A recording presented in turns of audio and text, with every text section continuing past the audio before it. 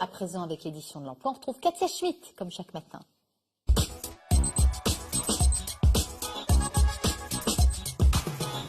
Bonjour, bienvenue à ceux qui viennent de nous rejoindre pour l'édition de l'emploi. À la prestigieuse école de chirurgie de Nancy, on apprend les bons gestes aux élèves chirurgiens qui devront opérer avec la plus grande précision.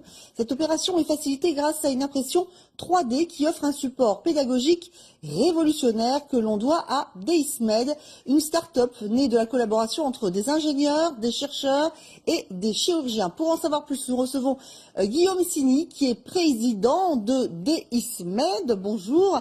Alors, cette idée de start-up, elle est née d'abord d'une rencontre de personnes, hein, première étape. Oui, en effet, donc tout a commencé par la rencontre du directeur de cette école de chirurgie de Nancy, le docteur Nguyen Tran, avec l'entreprise familiale Atelier Sini.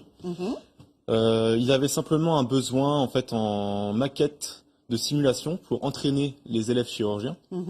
Dans un premier temps, l'entreprise a répondu à cette demande, puis en tant que fils de la famille, je me suis dit pourquoi pas créer une activité, une start-up autour de ce sujet-là. D'accord. Alors justement, quel est votre processus? Expliquez-nous. Alors en fait, on va partir des données patients brutes issues de l'imagerie médicale, qu'on va ensuite retraiter, compiler par ordinateur pour fabriquer un modèle informatique en 3D. Bien sûr, ce modèle, il faudra le retravailler parce qu'il va y avoir toute une série d'artefacts qu'il va falloir supprimer, d'éléments qu'il va falloir faire apparaître plus précisément. Oui. Puis, on va charger ce modèle informatique 3D dans une imprimante 3D, notre machine de fabrication, qui va nous fournir un modèle plastique fidèle à la réalité anatomique de l'être humain. D'accord. Aujourd'hui, vous avez deux types de clients, hein. Oui, alors ce qui se passe, c'est que le premier client de DeisMed, ce sont les centres de formation en chirurgie, que ce soit formation continue ou initiale.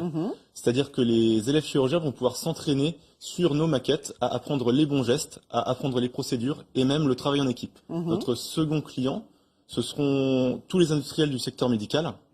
Par exemple, je pense à l'exemple des industriels de l'implant cochléaire qui vont avoir besoin de nos modèles d'oreilles réalistes pour entraîner leurs chirurgiens à la pose de leurs produits. Très bien. Alors vous restez avec nous. Votre start-up développe donc avec l'école de chirurgie de Nancy, renommée mondialement pour sa formation, des maquettes de simulation pour des étudiants. Vous venez de le dire, des maquettes très réalistes puisqu'elles sont en résine, à l'identique avec la réalité, tant au point de vue de leur complexité que du point de vue de leur texture. Malika Boudiba, Éric Bertrand.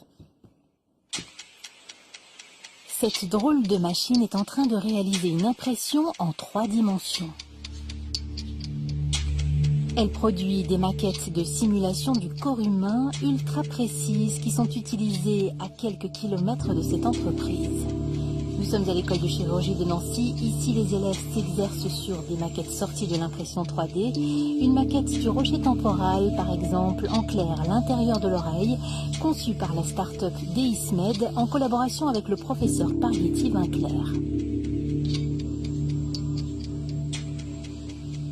Nous, en tant que chirurgiens et en tant qu'enseignants, la chirurgie, on est confronté à un gros problème, c'est-à-dire quel matériel d'apprentissage donc pour former nos jeunes. Donc il est très difficilement envisageable que les juniors, nos juniors, opèrent une première fois sur un vrai patient. Ça a un coût sociétal très important, c'est dangereux, c'est chronophage. Donc la simulation prend là tout son sens. Puisqu'on va former nos jeunes sur des modèles de simulation pour pouvoir les préparer et les former au mieux avec un danger le plus minime possible, donc à effectuer ce geste-là sur un vrai patient. Simulation mécanique avec cette maquette qui reproduit à l'identique l'oreille, y compris dans sa texture, mais aussi simulation numérique en 3D, un peu comme les pilotes d'avion.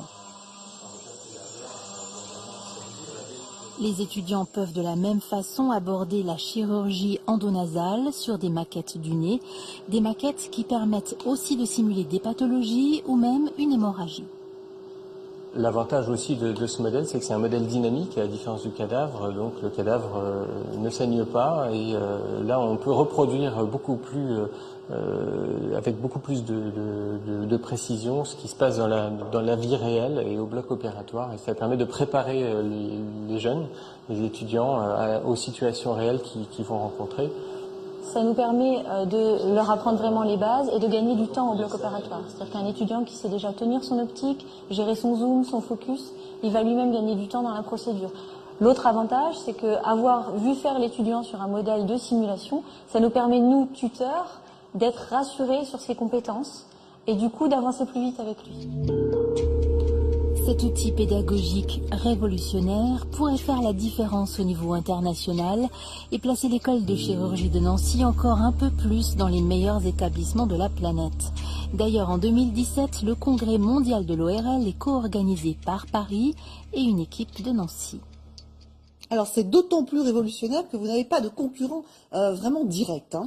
Alors en effet, en France et en Europe, on peut retrouver certaines entreprises qui sont sur des activités proches, mais cette technologie d'impression 3D multimatériaux et multicolores nous permet de nous différencier réellement et d'offrir une expérience unique aux chirurgiens qui est désireux de s'entraîner et de mieux se former.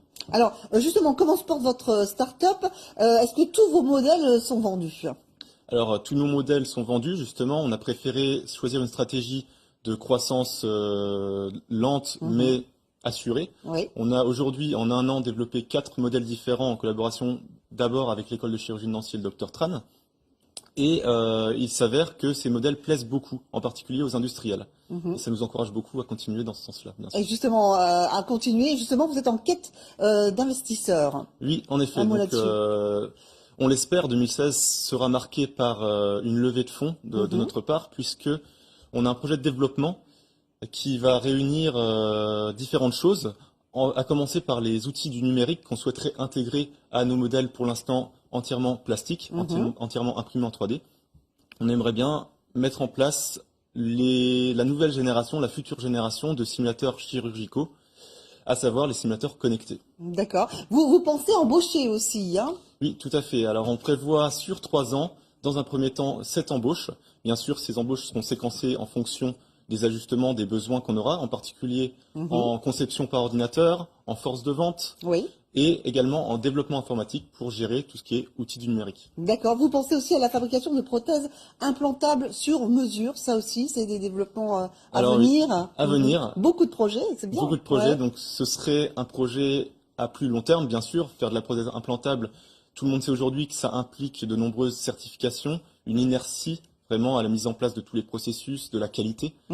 Donc, on ne se fait pas d'illusions, on reste les pieds sur terre. Pour le moment, on se concentre sur le développement de nos modèles en y intégrant du numérique.